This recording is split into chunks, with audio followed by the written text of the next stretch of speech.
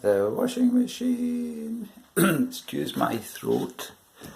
Washing machine is a washer dryer. This is the power button. You press that button on, then the whole machine comes on.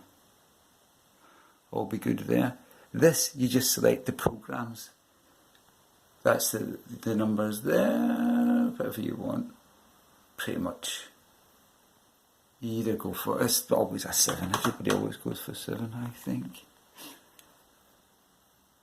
Then the next button here is the temperature that you want the water for. So you can kind of put it on at 30.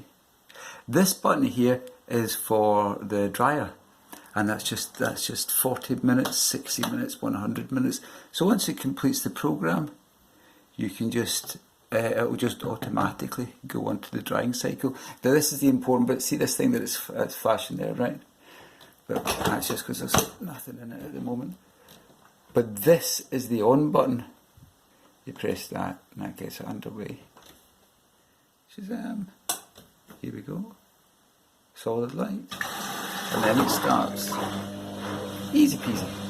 I hope.